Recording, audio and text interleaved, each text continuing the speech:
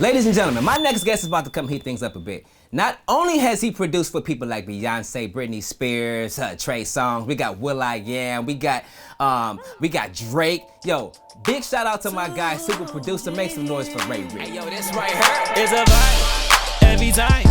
Hey, come get you a taste that creators buffet. Can you guess who's invited? Different week, different topic. It's a vibe every time. Hey, come get you a taste that creators buffet. Can you guess who's invited? Different week, different topic. Creators buffet. My guy Rey Real is in the building. How you feeling? Man, I'm good. Thank you for having me on here. I'm glad to have you here. But before we go any further, let's talk about those dance moves that you just did. What was that? I got them from Jocelyn. I can't stand you right now. So Jocelyn taught you those moves. I was watching a couple TV shows. Wow. Yeah. So is there any other dancers that you love to watch and, just to get the vibe of?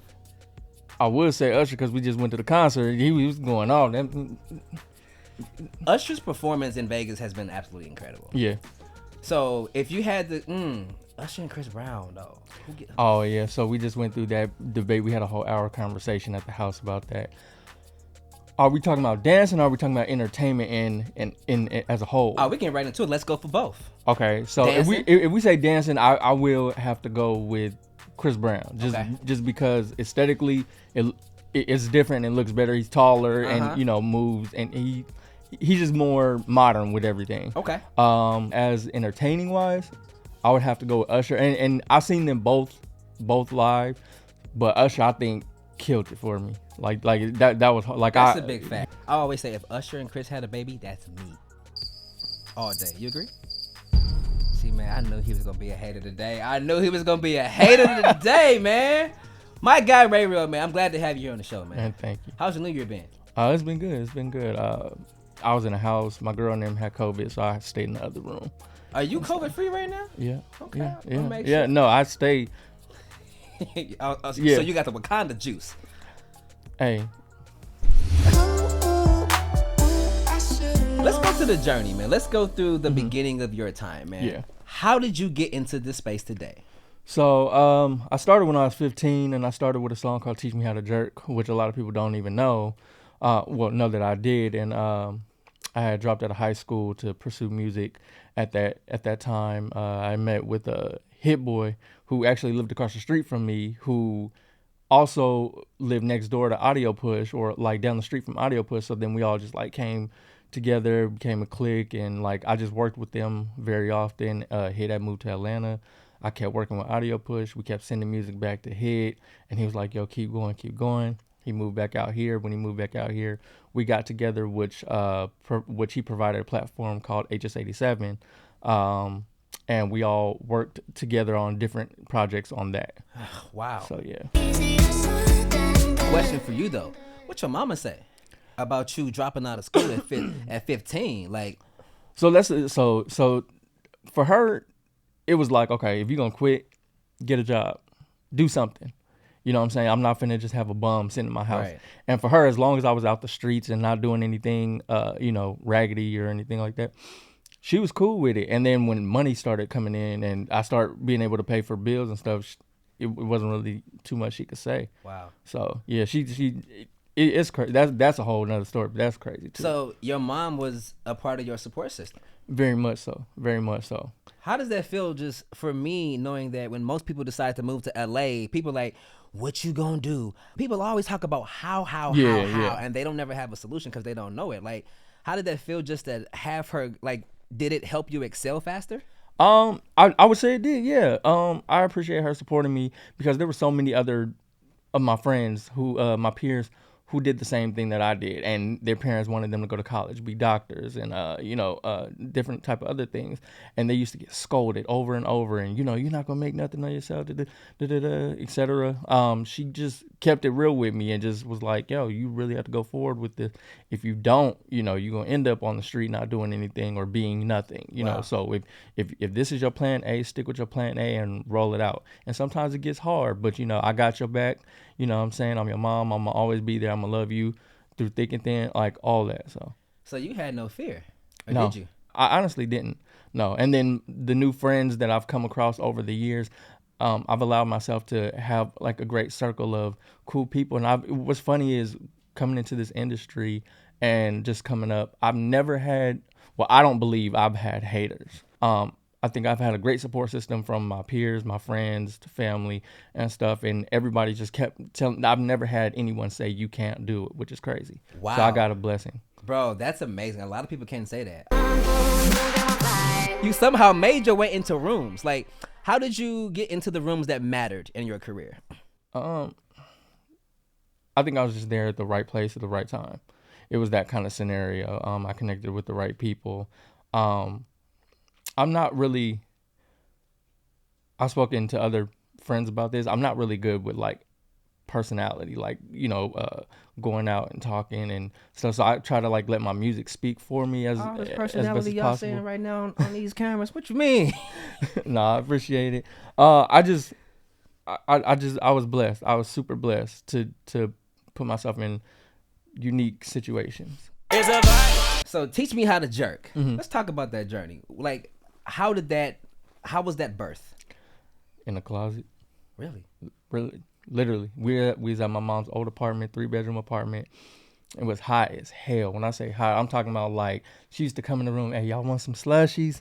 Like, yeah, like it was hot. Air conditioner broke, you know what I'm saying? And we used to just thug it. I used to have this like little, back in the day, the old Windows computer mic. We did that song on there. I used to like mix and master on Acid Pro and I don't even remember what FL Studio was at the time because I was working with Acid Pro. Mm-hmm. So at that moment. Wow. What did you guys expect after you make it? I mean, clearly, like, we all expect the biggest hit to happen, but did you know that was going to be it? I didn't know it was going to do anything. Honestly, that was when MySpace was out. And so I just put it on my page. My homies put it on their page. I remember coming from school every day. The joint would say, like, 100 plays. Then it would say, like, 500 plays. Then one day it was, like, 10,000 plays. Then next week it was, like, 42. I was like, yo, am I tripping? Then one day it was like 5 million or something like that plays. Wow. And then then labels hit us up to like do some stuff with it. So at that moment you made it. How did it feel hearing it on the radio for the first time? Oh, it felt good. It felt really good. It was random, especially because that was when YouTube first came out. So then I would see like little YouTube posts, and I was like, oh, that's dope. Like, you know what I'm saying? People reposting or just, taking it and making their own like jerk videos and stuff. But then I remember riding in the car with my mom, and I was like, yo, I'm tripping. She turned it up. And then I don't even think we went through a label to get that song on. I think it just came on the local 99.1 KGGI station back in the day. Or 92.3. Yeah. What I've learned from producers is like, if you can't make something in the middle of nowhere, you can't be in the big studio. And that's stupid though, because like most people have home studios and they make some of the best music at the crib. Wow. You know what I'm saying? I personally just think that I think you're just in your own space, and with technology now it's so advanced that I think people want to be in their own space. Wow. So after having millions of plays and you're now on the radio, what was that first big purchase? Because it sounds like you take care of your mom because your mom was one of your biggest supporters as well. Oh, I'm broke. I say that. I always say that every time. I don't care what nobody say. What you speak? You can't. You see that sign where it say no negative talk? Oh no, it's not negative. Rey Real, as a business, is good. See, but me as a person, I'm flat out. You know what I'm saying? So I've learned to like transfer all those funds into a business and keep it there, and corporations and stuff, and venture it out into different things, and then ration out my earnings. Wow. So, but I didn't buy anything crazy. I didn't buy a car till I was like 24. I was just messing with different chicks and like getting little whips. I heard being light skinned. I'm gonna teach y'all a term real quick. I don't know if y'all heard of it before. It's called hobosexual. Hobosexual. Yeah. Can you elaborate? Yo, it's like where you sleep with different women, couch hopping and stuff. And I'm not proud of it, y'all. I'm not proud of it. Those days are completely over. But it was a moment to where like I was very honest in like what I would do, and I would let them know I'm talking to multiple people. So what you want to do is what you want to do. But it's the industry, so if they mess with you, they mess with you. It is what it is. They don't care as long as they're around. And that's so crazy. They just want to be in the room. Facts. So if that was chapter 1 of your career, what was chapter 2? I had a big downfall. My sister had passed away in 2009, and then my other sister's dad passed away in 2001. We were very close. He was actually married to my mom, and then that kind of pulled me down because that was like my first family loss that I've ever experienced. Wow.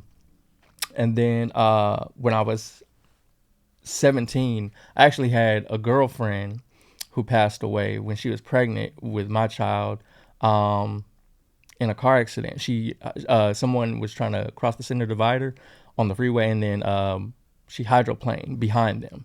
So that was a big part. And then 2009 again is when I say my sister passed. Wow. So I had consistent like deaths going on, and I was like, yo, like I didn't know what to do and how to handle it. Then I kind of like got myself together, and kind of looked for like reasons for why these situations happen and such. And then I feel like I came out of it pretty strong with therapy and different things. What else besides therapy did you use for like inspiration? Like, were you still working then? Like, how did you balance work life and still going through that? So I was working minimally. The only thing with that is like I would have moments, and I think those moments transfer into me being an adult now and still having them. Sometimes I can get really high. Sometimes I can have a really low. And then when I get really high, I'm super happy, joyful, ready to do blah, blah, blah, blah, blah. It could be consistent for a month or 2 months. And then all of a sudden I just take this tank, and I don't know where the tank comes from. And I've been trying to figure that out and go through it with myself in therapy. It can get very difficult at times. Yeah. So, but I was working at the same time and trying to make things happen and everything. And then I had some other stuff going on, but I came out a winner still. Drizzy Drake, trophies. Yes, sir. Trophies. That's you. Yes. How does that feel? That's you. It feels good. Sometimes it feels surreal. Sometimes. Really? Yeah, it feels like I didn't do it. What was it like working with Drake? Honestly, I met him a few times, but I didn't actually get to work with him on that. Hit Boy actually made that plug because I was working under HS87 at that time. And so he got me a lot of my major placements, such as Beyonce, Scream and Shout, the Nicki Minaj remix with Flawless, and a couple of other records, and the Drake record. So he kind of had like the connection, and he opened the window for that, and then he opened the conversation for me to be able to get in and do what I got to do. Wow. So. Creatively working with Beyonce, how was that? That part was really dope. I like that she's a learner regardless of how much experience she has had. She trusts you with your vision, and she trusts you with your sound. She reminds me of a true form of an artist. When if she calls you in, it's like, I brought you here for a reason, and your reason is to like teach me what this sound is, or teach me what this dance is. She's learning. She's constantly learning. Yo, that's incredible. So it sounds like, look, I called you here to paint these nails. You do you. Yeah. You tell me what looks good, and I'll just tell you how I feel about it. Correct. Yo, it's so crazy to be a superstar, an icon as she is. That's very good for me to even hear, because it's just knowing when you hire somebody to do something, let them do them. Yeah. Because if not, I feel like they're holding back our creativity. Yeah. I just feel like if not, you have to find the correct balance. I have an artist that I work with, Corey. I know you ain't the one for me. I think we have a great balance and a great chemistry of what we want, what we don't want, what he likes, what he doesn't like, what ideas he'll take from me, what ideas he'll put into his own music. So, it's all about forming that relationship to be able to do that. How was it creating with Nicki Minaj? I actually didn't get a chance to create with her like that. I've been in the studio with her, super nice, very chill. But the remix that we did, she actually just sent in a verse. We were surprised that she was even on it. I didn't even know. I walked in the house and he was like, yo, you got to come listen to this. I was like, what? And he played it, and I was like, it's about to go down. So that was the first Beyonce and Nicki Minaj collaboration ever. After Drizzy Drake, Nicki Minaj, Beyonce, let's say that's chapter 2. What happened before chapter 3? Or if you had the label chapter 3, what would that be for you? not knowing how to handle the major success that I got. Like, Grammy nominations and stuff like From that. From Beyonce's album. Congratulations, Rey Real. That I don't believe I took advantage of those opportunities like I should have. I don't think I built the relationships that I should have. I was put in a great position and I kind of effed it off. Wow. And I wouldn't say F it off as I didn't care. I effed it off as in I kind of got nervous, kind of got like, again, back in my low stage where I was like insecure about a lot of things. I'm very scared of judgment and such like that. So, walking into a room and playing music for a bunch of creatives and everyone's dope, it's like you hearing their stuff, his stuff, her stuff, and it's just dope, dope, dope, dope, dope. And then you playing yours and you like, boom, and you be like, is it cool? Wow. But people are really loving it. I just didn't know how to take that. So I had that moment of like sustainability and I just paused. Wow. Mm-hmm. It's so funny. I think back when I started hosting in St. Louis, mm-hmm. and then finally made it to like host with the radio and do some stuff. I think one of the things that I would do or tell myself when I go into a room is that it's a problem that they don't know me. That was one of the things that I had to tell myself to give myself confidence. It's like, yo, like I'm Rich Laru. Mm-hmm. Like it's your bad that you don't know me, because I think that's what allowed me to try to reverse the roles mentally, to be like, cause like, bro, I would hop on stage when I got to open up for somebody. I'm just like, yo, coming next to the stage, like I'm doing that. I'm just like, whew, I don't know this crowd. How do I get past it? And then it's so funny, even in LA when I was hosting here at some spots, when there's a comedian in the room, I know people are expecting to laugh when you go out. I'm not funny. I mean, I'm funny, but I'm an entertainer, but I don't know how to make laughs, mm-hmm. even though it's just being yourself. So what would you do differently now moving into those rooms? Mm-hmm. Like, how do you make yourself comfortable now? I mean, listening to that story is making me think a lot. Because, like, you have to be fearful coming into entertainment. Fearless, sorry. Yeah. Coming into entertainment. And I wish I was more of that. I wish I would have just like stood out. I wish I didn't care as much. I wish I would have just like had fun with it. Having everything being stripped and taken away from me at one point just kind of like put me in a balance to where I don't want to lose this again. So with that, doing something different, I probably would have just said like, forget it, and just like hit the ground running. It would have been in people's face, kind of like annoying almost. Yeah. Not like a cocky vibe, not a conceited vibe, but more like a confident vibe. There you go. And just did my thing. I'll tell you a story that nobody knows. There's two situations that happened in my life. One, when I first came to LA, I was at BET, and I saw MC Light. I literally walked up to MC Light and said, "Hey, how are you? I'm Rich Laru." She said, "Oh, hey, how are you?" I was in VIP. Don't know how I got back there, but I made my way. Hey, you rich. And I literally said these words to her. I said, "Yo, MC," I said, "next to you, I am the hottest host that has not been seen by the right person just yet, and I'm just waiting on the next opportunity so I can just go and win. I promise you." She gave me her number, and she said, "Call me next week." I think it had to be 4 to 6 months later. She called me and said, "I have a job for you," and she had me host Niecy Nash's daughter, Sweet 16, on WeTV or something. That's hard. I haven't seen her since. Thank you, MC Light, for that. By the way, was you nervous? No, I wasn't, because I was just doing me. Yeah, but it was just, I'm very good. I feel I become very good at my approach with people. And that's just how I move, especially after I meet you. If I know you and we've established a relationship, I use that. Yeah. For example, I don't know if I can say this, but like, let's use Corey, for example. I feel you and Corey are the same. He ain't about to just walk up to people. I don't give a damn who you are. So I was at a party, and what's funny, me and Usher have the same barber. Okay. So I seen Usher at this party. I was just like, oh, there go Ush. What am I saying? My guy, what's good, Chad? How you be, man? And I brought up Shiz, because that's his barber. That was my barber. Yeah. It's so funny. I'm like, yo, I need the Usher cut, man. You know what I'm saying? I need the mohawk with the side. That started the conversation.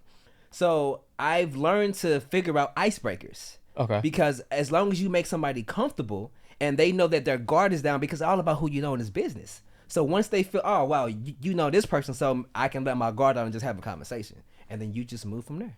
I got to use that technique. I mean, bro, look at what you've done, man. You've done so much, you can do anything. I really don't feel like we're the age that we are. Like, I still feel like I'm in my mid-20s. I feel like I went backwards. Yeah. Can't nobody tell me like my mom said she feel old, but you know that's my mama. Yeah, but me, I feel like the older we get, like I just keep feeling younger and younger. Mine is physically when I wake up and I be like, ooh, where that stuff for the knee? Bones get the cracking and. Have you ever just squatted and you just hear all this crackling noise? No, it's the thing for me is when you gotta stand up. You like That's how you know you getting old, man. Speaking Facts. of getting old, what are some of the lessons that you've learned along the way up to today? Don't take people for granted, and just love all the time. It's very simple for me. Life is very simple for me. Wow. Just like, you know what I'm saying? Like, I don't have no hatred in my heart towards anybody, or anything like that. So. Hey, yo, this right here. There's such a difference in time between back then and now. What would you say to a producer now that's wanting to be in your footsteps? Like, what advice would you give them? Be confident in who you are from that subject that we talked about. Understand that the gift that you're given, you know, comes once in a lifetime. So use it well and use it wisely. You only have one life, and enjoy the hell out of that life. And just follow your dreams completely. With the success that you've created thus far, what's the balance, or how much of your success have you actually enjoyed? All of it. Wow. All of it. I soak in the moment and then I move to the next. Wow. Like, I love it. Like, I feel like some people kind of hold on to that specific moment and they ride that coattail to the end. And that's cool. I have nothing against that. But me, I soak in that moment, and then I go to the next because I know that there's more to do and there's more that can be done. It's just about getting to it and getting there. And then, you know, the people around you to help you and for you to help them back. Wow. So that's deep. What would most people be surprised to know about you? I like Disneyland. That's like my vice. Instead of like weed and smoking, instead of smoking and drinking or anything like that, I don't smoke or drink or go to clubs too often. Wow. At all. So I'd rather like go to Disney and like chill at home, play video games. Like, that's my thing. You know, I keep hearing about all these grown adults going to Disneyland. It's like a thing. Yeah. What's so popular about going to Disneyland? So Disneyland for me is just like the aesthetics. My mom used to take me when I was a kid. So when I go, it automatically locks in those memories and like keeps them there. So it's like if she, you know, God forbid, but when she passes, you know, I still have that memory of going there, and that's like my thing with her. You know what I'm saying? That's my mom and son thing. That ties us together and keeps us cool. Wow, that's funny. Just hearing you think about that, you just made me realize something. I honestly feel, so if I'm ever stressed or depressed, people that know me, there's one place that I would always go to. And now that I think about it, it's because me and my mom used to always go there. Okay. Outback Steakhouse and Olive Garden. Facts. If I'm stressed out, I literally will drive to go get Outback's wings, or I get my soup, that Zupas Toscana. Have you had that at Olive Garden? It's a vibe. I had to get that. That soup is amazing. It's incredible, by the way. But I never thought about that's the reason why I do that, because it's like it reminds me of home. I'm safe. I'm like, it's after church on Sunday. That's what me and my mom used to always do. That's crazy. Yeah. I feel like you need those moments. Yeah. Like, you need something to kind of like bring you back and calm you down and put everything back into perspective and give you a better headspace about life and what's going on internally and how to kind of like get those emotions gathered. So the last time you soaked in a moment of your success, what was that and what did you do? The last big moment would just be like my Grammy nomination back in 2014, 15. I can't think exactly when it was. That night I had a ball, and I just remember that whole day, because that whole week, actually, I remember I flew my mom out from Sacramento out here. She stayed with me. We went and bought her a dress, like 2 dresses, one for the Grammys, one for the Grammy carpet, and then 3, and then one for the Grammy party and stuff. And like, she never been treated to anything like that. So I like to share my success with other people. Is this your first ever Grammys? First ever everything. And I remember we were in the limo one time, and when we were in the limo on our way there, she was crying. I was like, what you crying for? She was like, I just feel so bad because all the times I used to tell you to like be quiet, stop, like damn that shit loud, da da da da. She's like, I didn't know what it was gonna turn into, and I didn't know where it was going. So I was like, well, we here now, and I appreciate you and I love you, and like I wouldn't change any of that for anything. Wow. You know, I appreciate that you did do that because it does keep a little bit of balance and give me some break time away from, you know, music and such. And then now you get to enjoy this moment with me. Yeah. So that was big. Listening to what you just said, it made me think about something. When you're in school, you always got, you know, the king, the prom king, the queen, the class clown, and all this. If you think about everything that the teachers complain about and what we talk about, those are those kids' actual gifts. Facts. Like if you think about what Kevin Hart, Chris Spencer, all these people is like, hey, they talk too much in class. You always want to make somebody laugh. We never thought about back then, like, wow, they're funny. They can be a comedian. No, that's real. So instead of like channeling like, hey, you're funny, but this is how you control your behavior. Facts. I feel if people would have did that more, people would be probably even more confident in who they are because they've been told to stop doing something. Facts. No, I feel like that's how it was with me. That I want to get into acting, but I don't have like that to like go out and do it because I've been told to like chill. You talk too much. Like I be done my schoolwork, and it's like sit down, and stuff. But it's all about teaching. Now that I'm more grounded in myself, I learned something. For people that say that, they're insecure. You think so? Depending on who they are, yes, because they're not comfortable with themselves. I never forget. There's a good big shout out to my big sis Andrea Kelly. Me and her used to hang out a lot when I was living in Chicago, and there were some people that was around. I kid you not. One thing, people can lie, but cameras don't. It was a few people that was like, yo, you need to just not always be Rich Laru. And I was just like, dang, am I too loud? Am I this? Am I that? I was taking their shine by me just being genuine. And I've learned that people that have a hidden agenda, they don't like you. Yeah. You're like me just learning this from you. You're confident in who you are, so you're always being yourself. People that are insecure, they can't be themselves because they're hiding. So you're taking the spotlight of what they want. So therefore, they always say things to dim your light so therefore they can shine, but they don't know how to. You figured it out by just being you. And I never forget, in some videos of me like interviewing people back in the day, this one particular person, I would see, bro, I swear to you, I would see him in the background, like I'm here and you're here in the background. He just like, and I never knew it. And bro, I got footage from when I started my career. That's I always crazy. saw that. So me being myself is what got me here. So why would I change?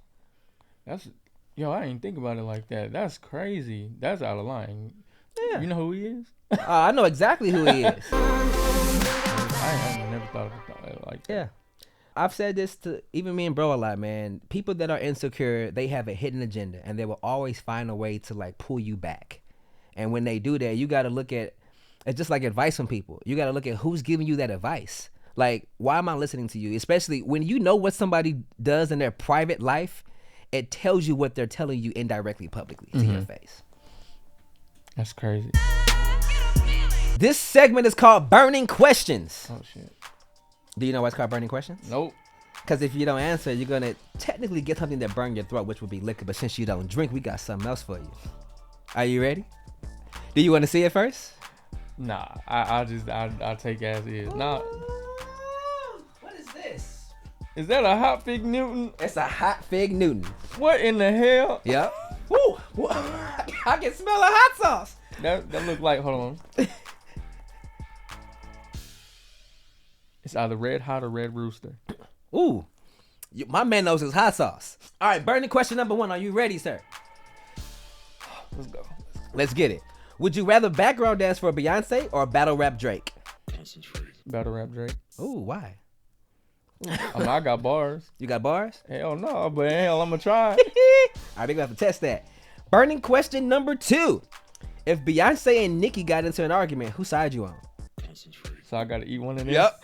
I gotta eat the whole thing or I gotta take a bite? Half a bite. Oh.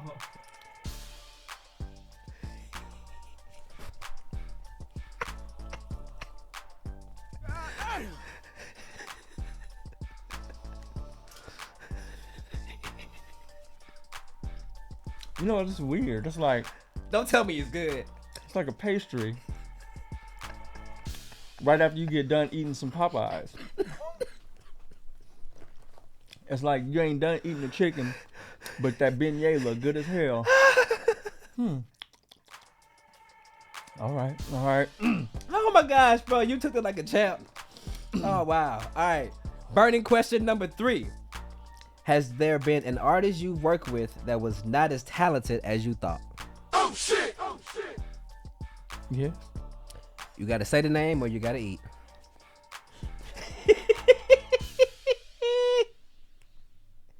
And you gotta take it all because you already took half.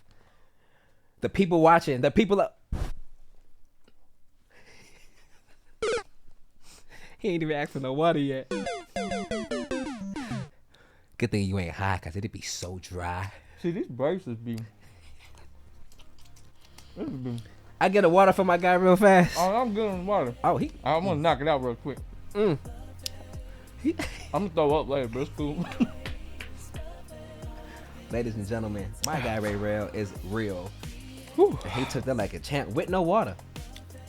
It's not that. It's just, the aftertaste. The aftertaste. But before you go, you got bars? No, I ain't got no bars. Man, I thought you had bars. Man, get off my show. Come on, everybody, baby, come on.